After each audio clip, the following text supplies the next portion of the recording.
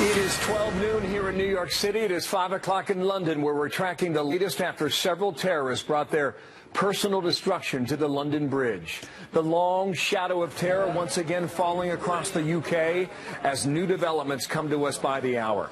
At least 12 arrests so far. That number is changing by the hour, however, as well. Details of the plot, where it started, are not known at this hour. This is a special Sunday edition of America's Newsroom. I'm Bill Hemmer, live in New York City. And Shannon, good day to you in Washington. And to you as well. Bill, I am Shannon Bream in Washington. A busy Saturday night in the city turned to panic in an instant.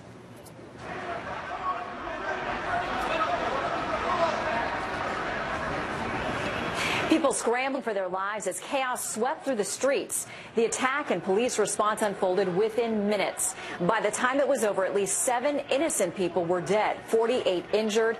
That's after a van ran down a crowd of pedestrians on London Bridge, followed by multiple stabbing attacks in a nearby restaurant district. Finally, the 3 attackers were shot and killed by police. Witnesses described the chaos. On corner by High Street and Suffolk Street, 2 armed marked police behind the X5, black X5. Well, they get back. 3 shots let off. You see what they're 3 shots. No, there's a crushed van outside Brindisa. I just saw suddenly loads of people run away from the market, and there was people lying on the ground, and there was a taxi driver who had his sort of window down. He was really shouting at people to run. We ran for like 100 metres, and then sort of loads of police cars turned up, and there was kind of a period of quite intense gunfire. I hid in a restaurant basement. So as the investigation unfolds, streets remain barricaded in the area of London Bridge and the nearby Borough Market. That's where the attackers jumped out of the van armed with knives. The Prime Minister, Theresa May, calling for a crackdown on terrorism in her country. Since the emergence of the threat from Islamist-inspired terrorism, our country has made significant progress in disrupting plots and protecting the public. But it is time to say enough is enough. Everybody needs to go about their lives as they normally would. Our society should continue to function in accordance with our values. But when it comes to taking on extremism and terrorism, things need to change. President Trump quickly weighing in on Twitter. Whatever the United States can do to help in London and the UK, we will be there. We are with you. God bless. So our people have been working this story at home and overseas. Chief Intelligence Correspondent Catherine Herridge watching the response from Washington. David Lee Miller live near the scene in London. And David Lee, let's start there with you. What more do we know about these killers at this hour? Bill, most significantly, just a short time ago, there was a news conference here in London. Police officials said that they believed there were only 3 perpetrators. All 3 of the perpetrators were killed, but it is possible that they may have had some type of help. That at this hour, not entirely clear.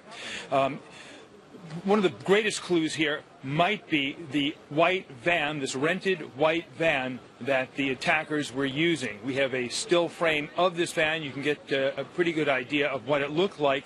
At this point, the vehicle, this is after it had mowed down a number of pedestrians on the London Bridge. It came to a rest after it jumped a curb. It appears to be up against a light pole here. According to authorities, it was at this point that the men inside the van exited and began to stab anyone in sight. Witnesses say they will never forget the horror. Because all they wanted to do, they were just like running around like machines. They were just stabbing everybody and whoever was near them. We were like, no, this isn't right. And we were about to cross the street over towards where the white van was. And I said to my friends, I said, something's not right. There's something not right here. There's people running about, screaming and shouting. And at this hour, Bill, behind me, we can still see people coming by the location here, just a short distance from London Bridge and where the stabbings took place. They are bringing with them flowers and other items at a makeshift memorial. One man who lives and works in this neighborhood came by just to express how heartsick he was over what had happened. He said this really brought the threat of terror home. It has happened yet again, David Lee, and listening to Scotland Yard 30 minutes ago with more details about where they are in the investigation. How significant is the timing of this attack? A couple of things can't be ignored here. Number one, this attack takes place just one day, less than 2 weeks after the bombing in Manchester, in which 22 people died. Is there a connection? That is one of the things still being investigated. Also noteworthy now, and perhaps more importantly, this attack takes place now some 5 days before voters in the UK go to the polls for a national election. London's mayor, a short time ago, said that people here are going to remain defiant and they are not going to let acts of terror change how they live their lives. Listen. They want to stop us enjoying the freedoms that we have, enjoy us mingling and mixing on a Saturday night in the heart of London, having a good time. They want to stop us voting on Thursday in the general elections and enjoying the democracy that we have. We can't allow them to do that. We aren't going to be cowed by terrorism, nor we let them win. The terror threat level in this country at this hour remains as severe. You might recall after what happened in Manchester, it was raised to critical and brought back down. But despite the fact it is not at its highest level, many here remain very much on edge. Bill. David Lee, good to have you on the ground there. We'll be back with you next hour for the latest from London. Thank you, David Lee. Back to Shannon now in Washington. All right, we're going to check in with Catherine Herridge here in Washington, live with the very latest. Right, Catherine, do we know who's behind this latest attack in London? Well, Shannon, no group is claiming responsibility at this hour, but within minutes of the attack, a senior ISIS-affiliated social media account pushed out slick propaganda on using vehicles as weapons, also threatening more violence. It's not clear from our reporting whether the ISIS posts were opportunistic or the terror group actually played a role. This morning, U.S. and UK intelligence are focused on the suspects and whether they acted alone or had a terror network behind them. British security sources reporting that very early indications suggest the attacks may have been pulled together at short notice. On Fox News Sunday, a Republican on the Senate Intelligence Committee said the attack does fit a pattern. We think other groups are looking at more advanced kinds of attacks, and so clearly this is from all directions. ISIS tends to take credit for the things that you can steal a truck, get your van, drive in a car, terrorize people with very little planning or backup. The British Prime Minister confirms that police have thwarted 5 credible plots since the March attack on Westminster Bridge in London, about a mile from last night's attack. And just further to David Lee Miller's point, this decision to lower the threat level recently has analysts questioning whether there was, in fact, an intelligence failure in this case, Shannon. Okay, so Catherine, what about us here in the U.S.? How does it impact our operations, our outlook on terror threats? Well, Homeland Security is saying that at this time they have no information to indicate a specific credible threat to the United States. But Secretary Kelly told Fox News last night that he worries we are, quote, right around the corner from having a similar attack, but for the efforts of DHS and law enforcement agencies.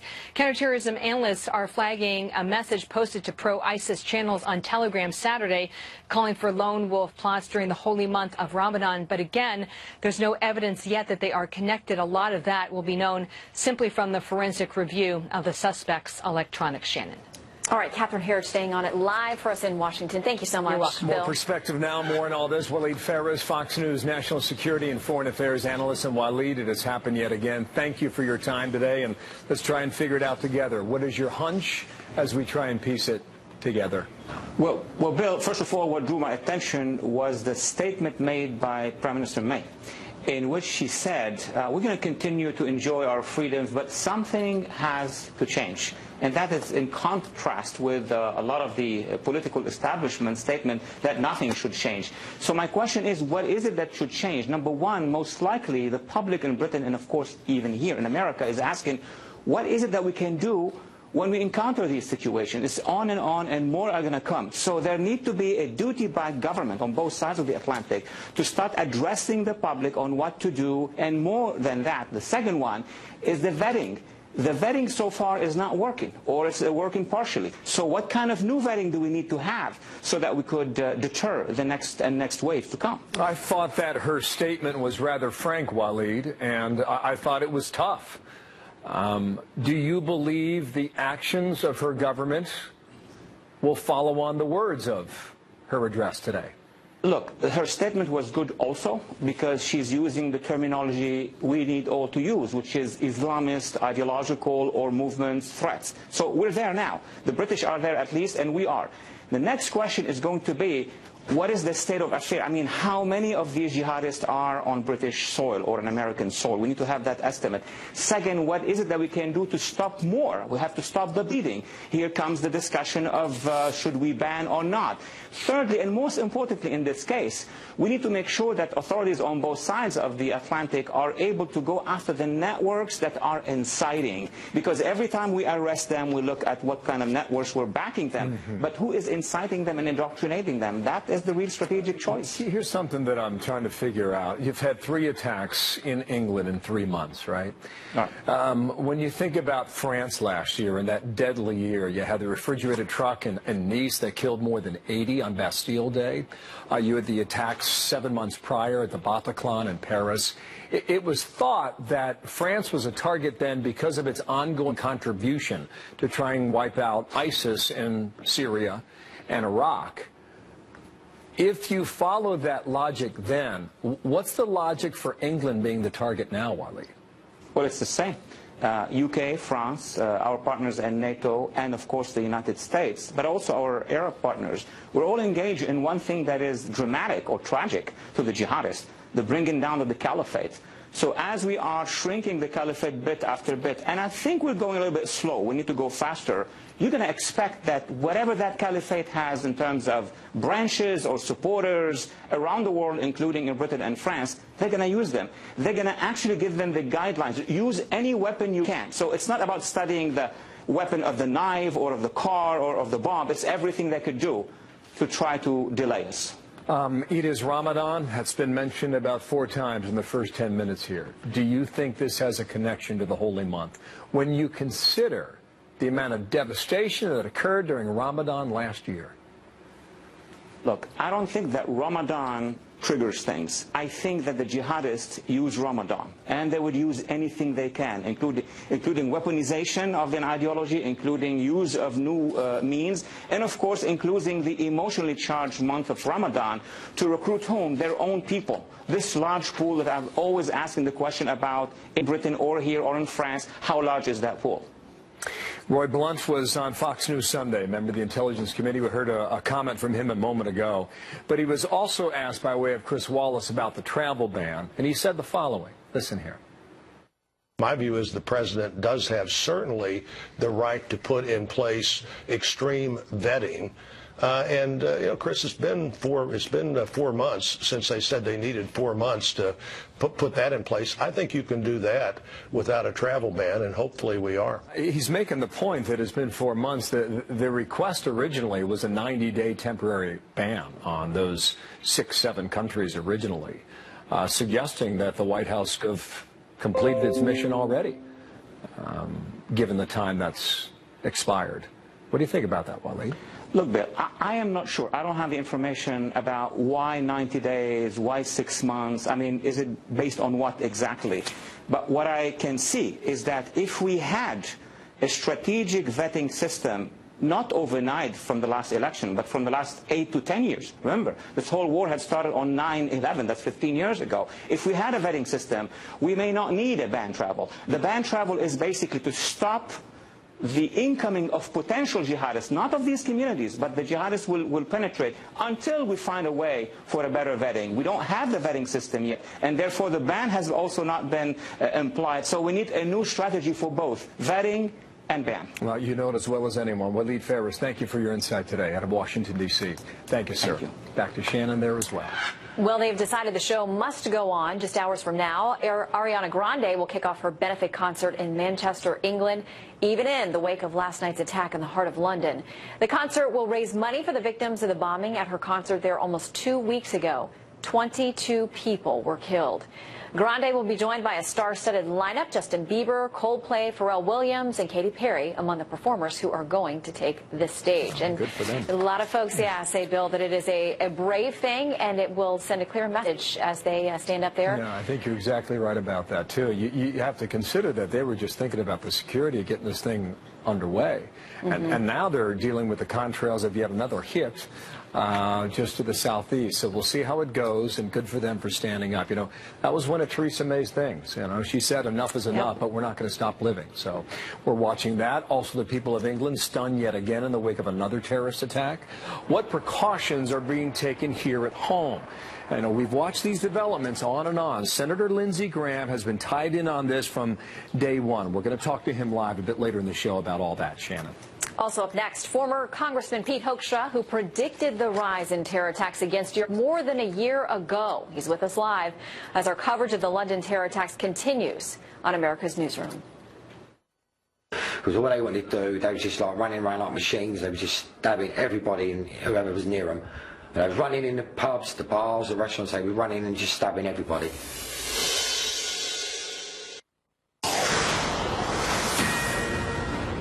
While the recent attacks are not connected by common networks, they are connected in one important sense.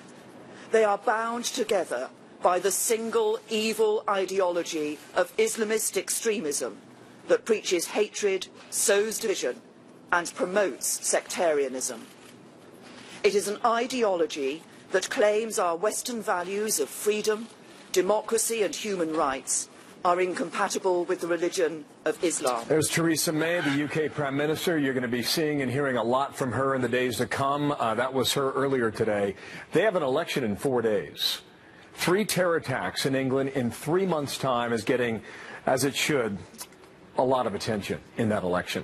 My next guest predicted such a rise in terror attacks in Europe more than a year ago. He is Pete Hoekstra, former chairman of the House Intelligence Committee. And, sir, from Grand Rapids, Michigan, thank you for taking time with our audience today. What were you seeing a year ago that led you to believe that?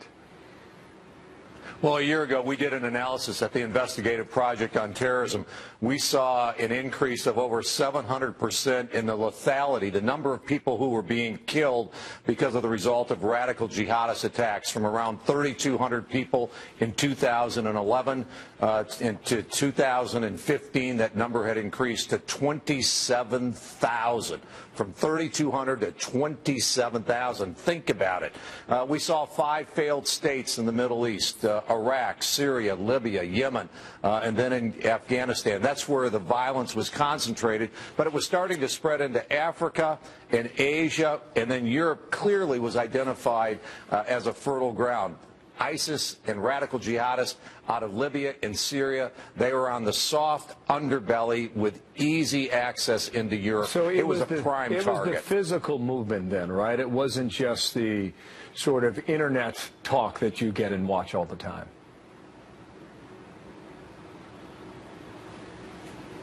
Our apologies there. Hang with us one moment here. Pete Hoekstra, the Republican from Michigan there. If we get the line reestablished, let me know.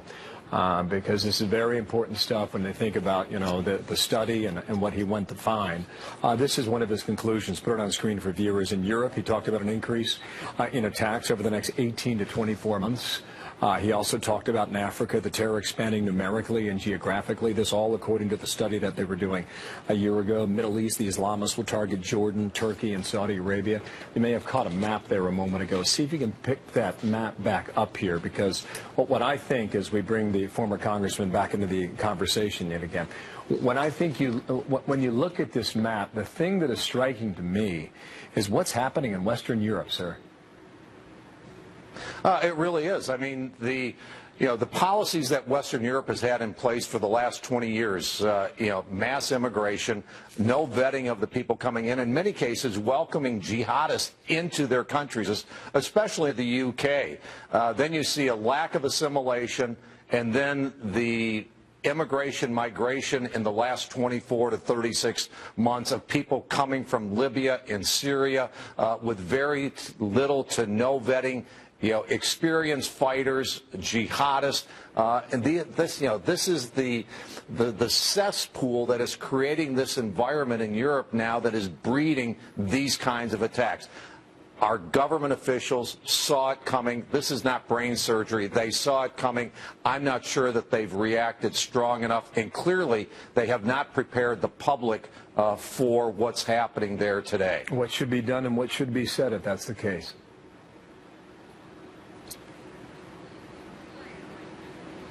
This is unfortunate.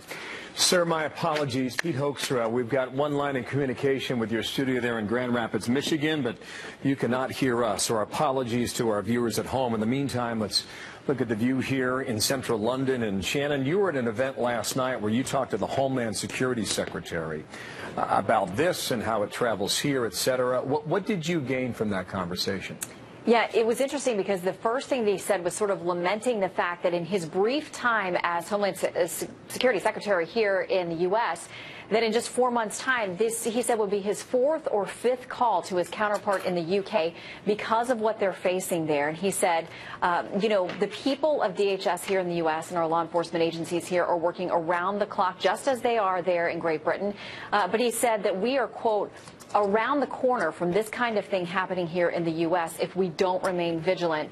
I asked him the question that General Mattis, Secretary Mattis, got last week about what keeps you up at night. He essentially said, nothing. I keep people up at night. But what Secretary Kelly told me last night was, I don't have bombs and drones like Secretary Mattis does. So he said, I am tossing and turning all night thinking about these things. He says they're relentless when it comes to the issue of aviation, and only geography has really stopped a lot of this from getting to our shores.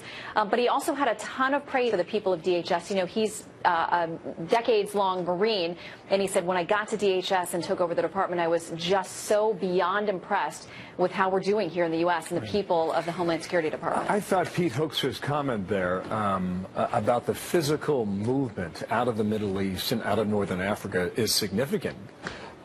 Because now you're living in another country, and if you are filled with the ideology, you're waiting for the opportunity to strike. So you're with Secretary Kelly last night in real time as these events are unfolding. How is he keeping in contact with those events, Shannon?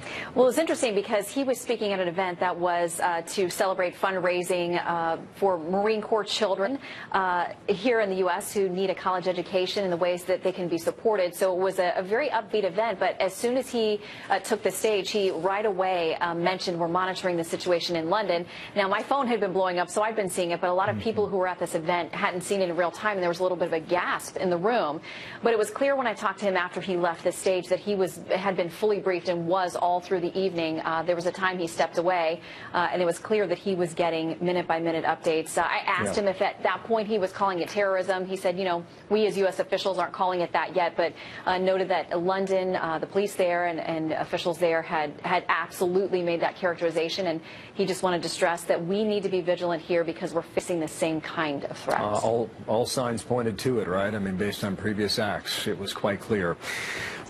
So what's next here as we thank Pete Hoekstra again there in Michigan, Shannon? Well, we've got 3 attacks, as you know, in Britain in just 3 months. So is our counter-terror strategy against ISIS working? Colonel Oliver North joins us live to talk about what's happening on the battlefield, how that directly impacts the Western world. This attack, another in a series of low-tech, brutal assaults. How do you stop terrorists armed with trucks and knives, or do they boost the case for measures like the travel ban from the White House? All that still to come here on a Sunday edition of America's Newsroom. The situation these officers were confronted with was critical. A matter of life and death. 3 armed men wearing what appeared to be suicide belts. They had already attacked and killed members of the public and had to be stopped immediately.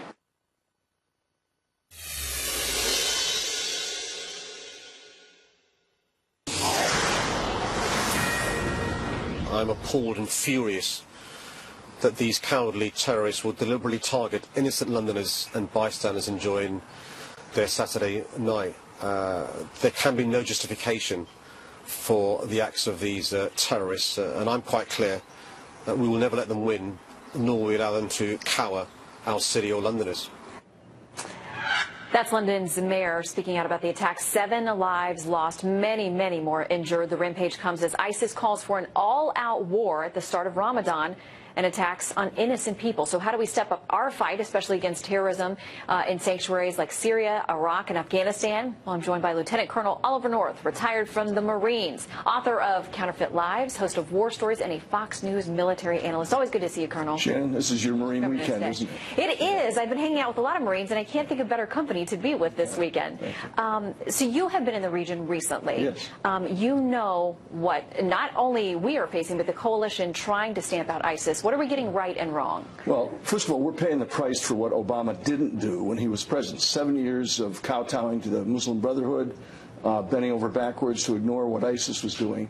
The effort now to dislodge ISIS from Mosul, which is in northern Iraq, and maybe the future of Kurdistan, the effort to do that has created an enormous refugee problem that is now affecting the rest of the world. Now, the perpetrators last night probably weren't refugees from that attack, but nonetheless, they've got so many of them all over Europe and the UK that keeping tabs on the ones that they've actually been watching has become increasingly difficult. Our challenge in the United States is to immediately establish a policy of no safe havens for terrorists anywhere. In other words, there's probably going to be an effort to merge ISIS and Al-Qaeda. That will create an even larger global terrorist organization. If we can do that, and we get our allies to back us up in it, that will seriously adversely affect the propaganda of evil radical Islam being promulgated all over the world. So two parts of it. So no safe havens, and start making sure that you don't have opportunities for them to distribute this propaganda. That's going to take somebody sitting down at the high-tech summit so that a cell phone can't be used to establish a new wave of terror like they did for Ramadan. They're just using Ramadan as a way to motivate people's attention. And so what you're seeing now is the very real prospect of that social media being used to attack us. Fourth, what we need to do is implement the travel surveillance plan that President... Well, it's up to the Supreme Court now. It is. It's going to go to the Supreme Court. My hope is that immediately after that, they will start implementing it. I mean, we don't need more of what's happening in Europe coming here. The bottom line of it, it's not going to happen overnight. This is going to be a decades-long effort to stamp out radical Islamic evil. That's what it really is. And make sure that you can't have that kind of thing that's happened now 3 times in 3 months in London happening here. This is not an ultimate catastrophe for London. I remind people, 77 years ago today, at this very minute, the last boats were pulling off Dunkirk. That was a catastrophe. This is nothing like that. But terror has an effect on economics, tourism, all the things that you and I and the rest of the world want to be able to do. If it continues that way, it begins to degrade your entire society, and you turn to bad things. People start asking for much more than what Ray Kelly was able to do up in New York with his surveillance program. It becomes intrusive on our civil liberties. Thank God we in America have the civil liberty called the Second Amendment that says a gunman, an honest man, a good man with a gun can stop a lot of bad guys with knives. That would have helped last night. Yeah, we've got a lot of constitutional rights here, thankfully, that we many fear have been eroded in recent years, and hopefully are getting a good shot in the arm of coming back. I want to ask you, too, about this issue of arming the Kurds, because in that region, there's been a lot made that over the last few years, they couldn't get their hands on anything that would have been helpful. Now we understand some weaponry, some vehicles, and other things are pouring to them. How could that help or change the equation? Well, the Kurds are fighting for one thing, and that's a homeland. There's 40 million Kurds spread out between Iran, Iraq, Syria, and all the way down into the heartland of Turkey. In the end of it, that's what they want. Helping the Kurds is a good thing. They've suffered more than any other group, except perhaps Christians, which are in much smaller numbers out there. As a group of people, as an ethnic people, they deserve to have a homeland. Arming the Kurds was a good thing. Erdogan in Turkey... Not happy. Not happy, but you know what? We ought not to be too happy with Mr. Erdogan. Erdogan allowed ISIS to use his territory to form back in the early 2000s. He allowed them to move back and forth across the borders. He allowed thousands, perhaps tens of thousands of foreigners to come through Turkey to get into Syria, to allow ISIS to do what they began to do in enormous volume starting in 2012. So he's paying a price for it as well. All right, Colonel, you've given us much food for thought. Always good to see you, sir. Thank you for your service and for being with us today. Thanks, Bill. So, Shannon, as you know, many are on edge, and the UK now reeling from yet another act of terrorism, and there's a significant concert scheduled for Manchester to begin within hours. How will the security go for that event? Is this the work last night of copycat attackers? Ambassador John Bolton live on all that with his take today. Meanwhile, we're hearing more stories, harrowing stories, from those who witnessed last night's horrific violence firsthand. the police not only did their job and kept the area safe, when they were evacuating us, they were our eyes and ears. As we're looking down, trying to avoid the shoes and the wallets and the blood and whatever, they were keeping us safe.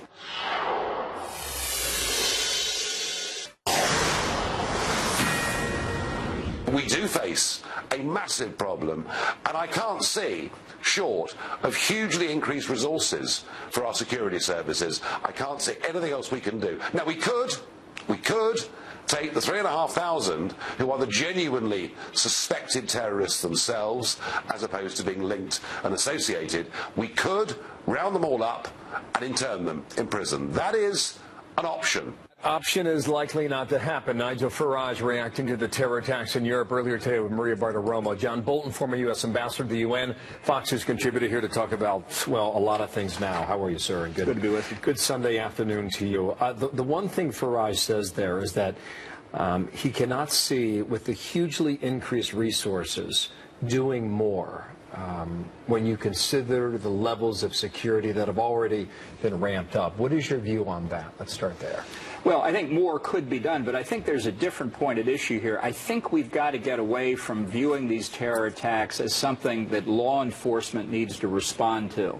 I think Theresa May said it very well. This is part of a radical Islamicist ideology. There are a lot of people in this country who simply don't believe that. That's fundamentally wrong. But if we were facing an ideology at war as we conventionally understood it, we wouldn't treat it as simply a law enforcement matter. We would treat it as an attack on the United States, which is what it is. Not that these attacks are coordinated by a central authority, but we need to get away from the idea that somehow or another this is like knocking over the corner grocery store. It's very different, and if we put it on a war footing, I think we could treat some of these things differently, particularly in trying to prevent the attacks, which is where the emphasis ought to be. So if you went to a war footing, what would be different then as opposed to right now? Well, I think the idea that it's permissible to advocate violence, to conspire to create the circumstances that lead to the attacks, I think you could have a lot more vigorous investigation and using law enforcement against that in this country, combined with what we ought to be doing overseas to break up the caliphate that ISIS now holds and prevent radicals really anywhere from getting a geographic area where they can recruit people, train them, and deploy them to commit these kinds of attacks. Senator Mark Warner, Democrat from Virginia, was on the Sunday shows a bit earlier today, and one of the points that he was talking about is how the U.S. is integrated in ways that you don't find in London, arguably in Manchester, arguably in Paris, France, and others, Marseille, for example, in the south of France. He said the following, and I'll get you to react to this here. I believe in many ways the Muslim American community is better integrated into our society. I think that's always been our secret sauce in America, that you can come here first generation, and if you accept our laws and rules, become American. That has not always been the case in so many of the European countries, and I think we are seeing, again, the benefits of that. How much truth is there?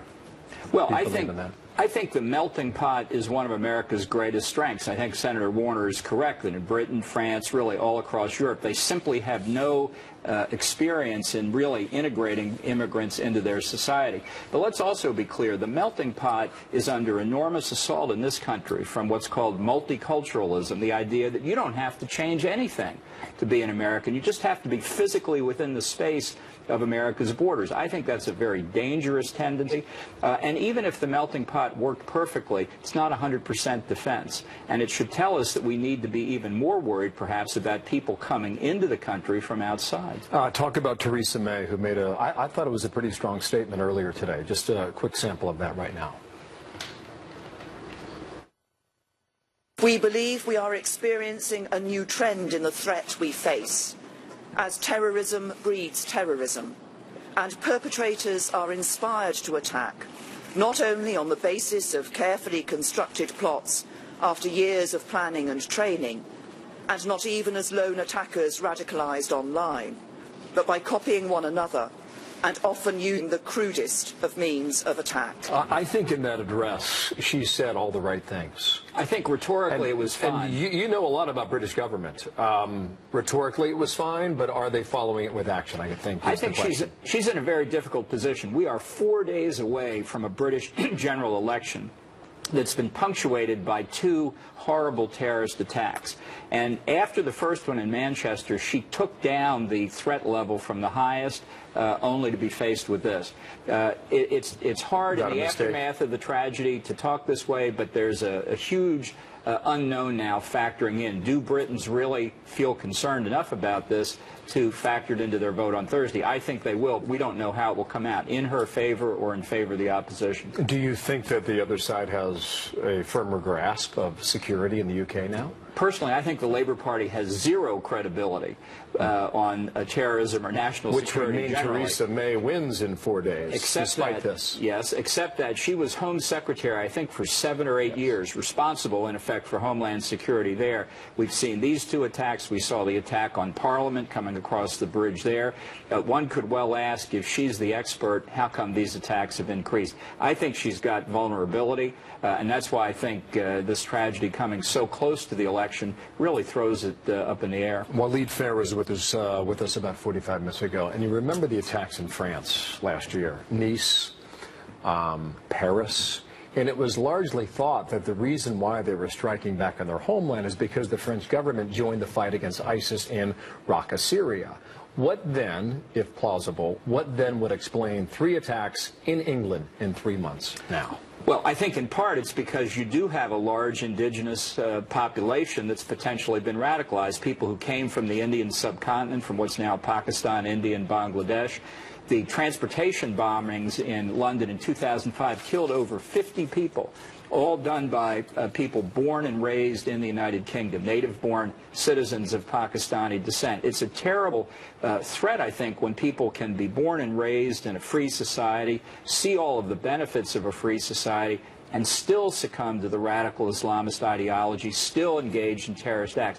And that's why, even despite what we mentioned a moment ago about our melting pot, I am worried about it here, too. This is a powerful religious ideology, and in a secular age, I think many people don't understand its attraction. Thank you, sir. You know, just watching that van on the side of the road up against that lamppost, it is such a simple image with a deadly vehicle that can be used countless dozens, if not hundreds, or even thousands of times in various parts of the world. And the radicals know it. Yeah. Thank you, sir. John Bolton here in studio. Back to Shannon now in Washington. Well, Bill, 3 suspects from last night's attacks in London shot and killed by police. We're going to take a look at what we're learning about the suspects as this investigation begins to take shape. And former FBI Director James Comey preparing to testify on Capitol Hill. We'll get a preview of Thursday's open Senate hearing coming up. You know, most stories have 2 sides to them. At some point, we'll hear the president's side, but I frankly think we need to hear Mr. Comey's side and find out what other questions we need to ask after he answers the questions this week. There you see a white van, the vehicle of choice to bring death to so many last night at 10 o'clock local time in central London. 7 dead. We also know 3 terrorists have been killed. There are 21 listed in critical condition, and we are told that many of them are facing life-threatening circumstances given their condition now. There could be more arrests, of which there have been at least 12 so far, so expect this story to change as we move throughout the day. It is right now just a touch before 1 o'clock in the afternoon here in the U.S., about 6 o'clock in the evening in London. Back there live in a moment as our coverage continues right here. There's also political coverage this week because former FBI Director James Comey will testify in an open Senate hearing, then a closed one, on Thursday. The topic of his testimony, Russian interference in the 2016 presidential election and allegations that the president tried to interfere in Comey's investigation before firing him. Ellison Barber's here live in Washington. All right, so the question is, what are we going to get from this? Will this be a contentious hearing, do you expect, this week? We certainly expect it to be lively. This is the first time Comey has spoken out since he was fired last month, and we know lawmakers on both sides of the aisle have a whole lot of questions. The chairman of the Senate Intelligence Committee, Senator Richard Burr, announced Thursday's open hearing initially when Comey first agreed to testify by alluding to one of those big questions. He said, in part, quote, "I am hopeful that Comey will clarify clarify for the American people recent events that have been broadly reported in the media. That last line seemingly a reference to the widely reported allegation that Comey kept notes of his conversations with President Trump, and that in those private notes, Comey claimed the president asked him to end the investigation into former National Security Advisor General Michael Flynn. Missouri Senator Roy Blunt, a member of the Intelligence Committee, talked about some of his concerns on Fox News Sunday. His decisions have been, I think, highly questionable. We'll see why he was prepared for that meeting the way he was. Said he had a round of murder board kind of questions before he went to see the president. There's, of course, an ongoing investigation into Russian interference during the election, one led by a special counsel. That potentially limits some of what Comey can discuss in an open hearing like this. But key topics will certainly be his firing, those notes, and the conversations that he had with President Trump. So that's sparking a whole nother conversation now about whether or not the White House will try to invoke special privileges, the executive privilege, to block any of this testimony. That was a question that reporters had on Friday. They asked Sean Spicer about it during his daily White House briefing, and he sort of didn't really give a clear answer. Take a listen. That's not a no. I was just saying literally, my understanding is the date for that hearing was just set. I have not spoken to counsel yet. I don't know how they're going to respond. On the other hand, Shannon, the Times say they spoke to senior administration officials who say that it's unlikely they will try to seek that, because they say that President Trump wants this out there because he doesn't feel like he did anything wrong. All right, Elsa Marper, always good to see you. Thanks. Phil? Shannon, there is a worldwide investigation underway. President Trump with a blunt message about getting tough. That's next.